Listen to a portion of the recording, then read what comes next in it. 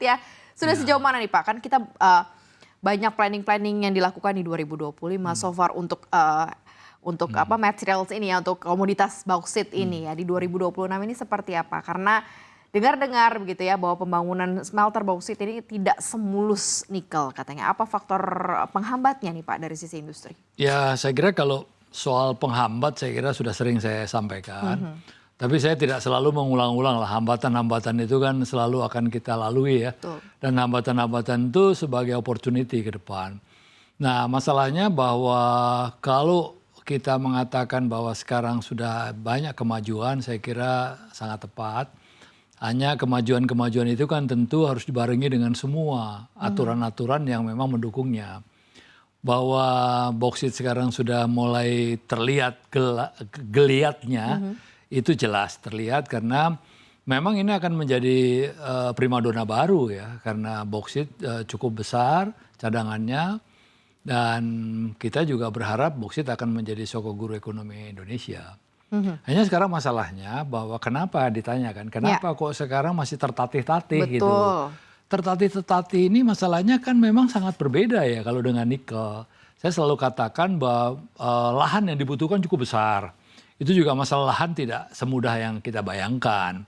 Kedua masalahnya capex-nya. Capex-nya juga cukup besar, maka equity-nya kan kalau katakanlah berapa persen gitu ya, itu kan cukup besar juga. Nah ini mungkin yang dirasakan oleh para pengusaha, di samping itu juga regulasi-regulasi lain yang kira-kira makin hari itu bukan makin melegakan sebetulnya. Tapi makin banyak hal-hal yang harusnya disikapi oleh pengusaha ini dengan hati-hati. Nah kehati-hatian pengusaha ini jangan jadi bumerang. Karena apa? Karena baik itu dari hulu sampai hilir ini harus terjaga secara baik. Karena masalahnya kalau sekarang banyak di hulu atau banyak di hilir, bottleneck yang paling terbesar? Ya kalau di hulu ini kan penambang ya. Di hulu itu di atasnya penambang. Penambang ini juga harus diberdayakan semaksimal mungkin. Bagaimana mungkin kalau di hilirnya kuat tapi di hulunya nggak kuat. Nah ini banyak sekali kendala-kendala di anggota kami adalah hal-hal yang menyangkut masalah harga jual. Harga jual bauksit itu kan ditetapkan oleh HPM. HPM itu yang selalu saya dengung-dengungkan, selalu saya sebut dalam kita selalu berdiskusi. Karena sokoguru untuk meningkatkan daya saing penambang itu sendiri. Karena penambang tidak akan bisa berdaya dan dia tidak akan bisa mendapatkan hasil yang maksimal kalau harganya di bawah. Sedangkan pemerintah itu sudah memberikan koridor harga yang disebut HPM. Dikeluarkan 1 bulan 2 kali. Nggak ada gunanya kalau itu boleh dibeli di bawah harga itu. Gitu. Contoh sekarang yang AL katakanlah 46 itu kira-kira $44.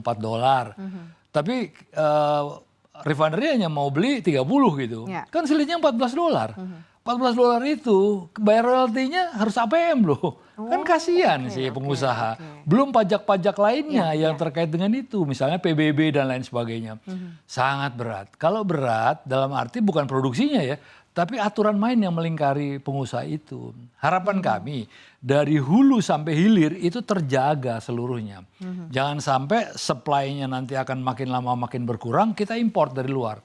Bayangkan kalau tadi disebut 2,8 miliar metric ton gitu. Kalau 1 tahun saya keluarkan 55 juta, kalau akan terbangun kira-kira sekitar nanti 5, 3, 6, kira-kira 13 refinery. Itu 55 juta bauksit diperlukan. Itu 50 tahun. Kita masih hidup gitu, artinya masih 55 tahun itu masih bisa kita berdaya dengan cadangan yang ada.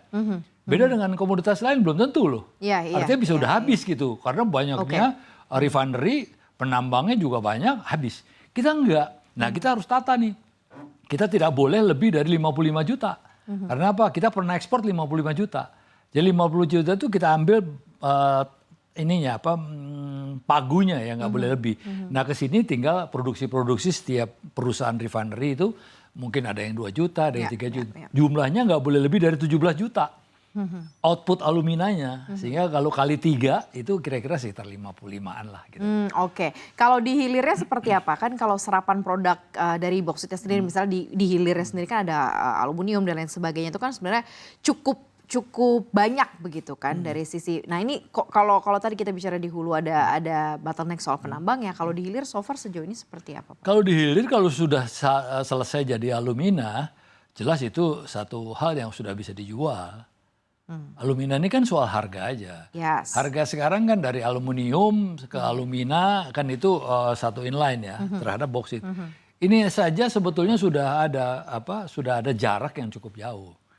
Sehingga tidak ada alasan sebetulnya refinery itu tidak menerima harga yang ditetapkan pemerintah. Kan ini bukan pengusaha yang minta. Pengusaha nggak pernah minta harganya sekian, enggak. Pemerintah yang membuat. Kalau pemerintah membuat berarti sudah ada kajian dong. Artinya ini udahlah lo jangan terlalu banyak untung lo misalnya begitu. Pengusaha ini cukup sekian. Refinery juga oke lah ini kan sudah ada tax holiday ya kan. Ya meskipun dia kena pajak badan dan sebagainya tapi lebih menguntungkan lah. Dalam kurun waktu tertentu kan dia lebih ringan dibanding kita pengusaha tambangnya di hulunya yang memang harus membayar berbagai pungutan berbagai kewajiban dalam rangka untuk membayar pajak dan lain sebagainya. Bagi kami pengusaha nggak ada masalah. Cuman asal pengeterapannya itu sesuai karena bisa terjadi ini kehilangan penerimaan negara cukup besar. Nah ini yang perlu harus dipikirkan bersama supaya kita ini yang disebut hilirisasi ini satu kesatuan yang tidak bisa terpisahkan satu sama lain. Sehingga kita kuat semuanya. Baik itu penambangnya kuat, refinery-nya juga kuat dan baru kita ngomong aluminium. Kan begitu, ujungnya kan di aluminium nanti. Gitu. Nah sekarang di infrastruktur pendukung nih Pak, misalnya seperti listrik, pelabuhan, logistik, apakah sekarang sudah cukup menopang dari sisi kebutuhan hilirisasinya bauksit Pak? Begini, kalau di Indonesia ini nggak ada istilah menopang.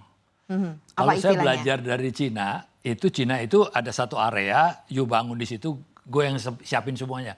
Pelabuhan, listrik, apa segala macam. Ada yang ganggu, saya door. Itu aja, udah semua diberesin. Kalau kita cari sendiri. Listrik kan kita dirikan power plant. Artinya kita nggak nunggu dari PLN. Pelabuhan kita bikin sendiri. Jalan access road-nya kita buat juga semua. Artinya itu nggak ada masalah lah. Itu secara teknis kita bisa lakukan gitu. Tapi yang paling penting bagi kami ini adalah bagaimana cara kita bisa survive hidup.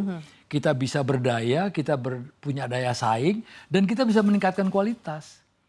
Karena yang namanya pengusaha bauksit ini kan padat modal. Dia nggak bisa juga cuman sebentar gitu nggak bisa. Dia harus menanamkan modalnya cukup besar. Membuat access road, membuat semualah perencanaan-perencanaan strategis sehingga kita bisa menjalankan good mining practice dengan baik. Maka kita harus punya margin yang cukup, bukan margin berlebihan ya. Artinya kan sekarang orang ngomong, wah lu kan udah kaya, lu banyak. Nggak ada, semua bisa terhitung.